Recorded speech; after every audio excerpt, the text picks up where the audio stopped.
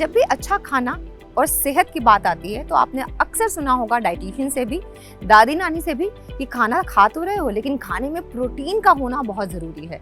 और ज़बरदस्ती बहुत सारे ऐसी चीज़ें हमें खाने में दी जाती हैं जिसमें प्रोटीन बहुत ज़्यादा होता है। अब प्रोटीन की कितनी इंपॉर्टेंस है ये तो हम सब जानते हैं, लेकिन क्या आप जानते हैं कि आपको अगर रॉक हार्ड एब्स बनाने हैं, लीन बॉडी चाहिए या फिर आपको फिट रहना है, आपको अच्छे खाने के साथ साथ अच्छी एक्सरसाइज, अच्छी डाइट, संतुलित भोजन और साथ में प्रोटीन युक्त खाना ज़रूर होना चाहिए। यानी कि हर खाने में प्रोटीन का ज़्यादा होना बहुत ज़रूरी है।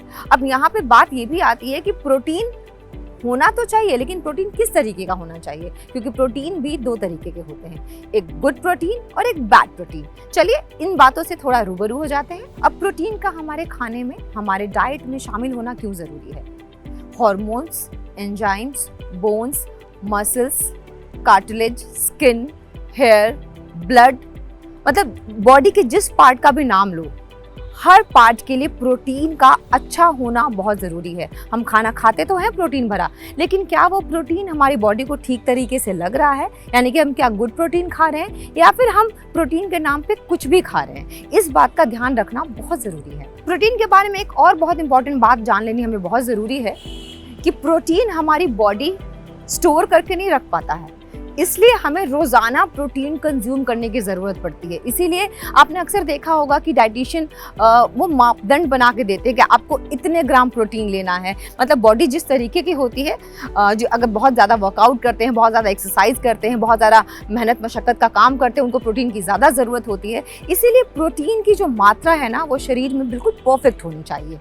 गुड प्रोटीन खाने का फ़ायदा ये होता है कि उसमें लो सैचुरेटेड फैट होता है, लो कोलेस्ट्रॉल होता है, जिससे हमारी ओवरऑल हेल्थ जो है ना वो अच्छी होती है और हम सेहतमंद रहते हैं, एक्टिव रहते हैं, बहुत सारा काम करने की ताकत मिलती है। और सबसे बड़ी बात है कि हार्ट डिजीज़, किडनी डिजीज़, इस तरीके की जो बीमारियां जो बिना बुलाए आ जाती हैं और इंडिया में बहुत ज़्यादा ये बढ़ती जा रही हैं, उनसे भी कुछ हद तक हमें मुक्ति तो ज़रूर मिल सकती है। अच्छे प्रोटीन का चुनाव करना उन लोगों के लिए सबसे ज़्यादा ज़रूरी है जिनको किडनी की कोई बीमारी है या जिनको लैक्टोज इंटॉलरेंस है, यानी कि डेयरी से जुड़ी कोई भी चीज़ वो नहीं खा पी सकते हैं, वो उनको सूट नहीं करता है, या फिर कोई प्रेग्नेंट अगर है तो उसको सही प्रोटीन का चुनाव करना बहुत ज़रूरी है, वरना बहुत सारी बीमारियां हो सकती हैं। अगर आप बहुत ज़्यादा वर्कआउट करते हैं तो आप प्रोटीन का सप्लीमेंट ज़रूर लेते होंगे, लेकिन वहाँ भी आपको इस बात का ध्यान रखना है कि उस प्रोटीन की जो क्वालिटी है वो बहुत अच्छी हो।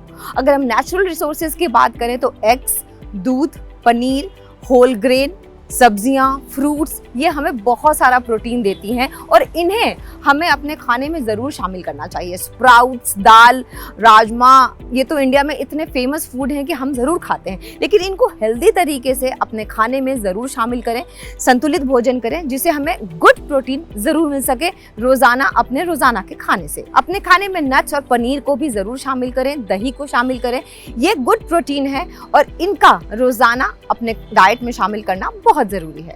बैड प्रोटीन का नुकसान ये है कि उसमें बहुत ज्यादा सैचुरेटेड फैट्स होते हैं जिससे कि किडनी डिजीज और हार्ट डिजीज, इसके अलावा और भी बहुत सारे हेल्थ इश्यूज हमें हो सकते हैं। इसलिए प्रोटीन का चुनाव बहुत सोच समझ के करें। अगर बैड प्रोटीन की बात करें कि कौन कौन सी ऐसी चीजें हैं जिनमें बैड प्रोटीन ज्यादा होता है, तो चलिए उनके बारे में भी जान लेते हैं। बैड प्रोटीन में सबसे ज्यादा नाम आता है डीप फ्राइड फूड्स का, बेकन का, सैचुरेटेड फैट इसमें बहुत ज़्यादा होते हैं, और इसके अलावा जितने भी मसाले वाली चीज़ें ज़्यादा होती हैं, जो शुगरी आइटम्स होते हैं, जो पैकेज्ड फूड होते हैं, उसमें बहुत ज़्यादा बैड प्रोटीन होता है। तो इस बार अपने प्रोटीन का चुनाव बहुत ध्यान से करें ताकि आप हमेशा सेहतमंद रहें और एक अच्छी लाइफ जी सकें।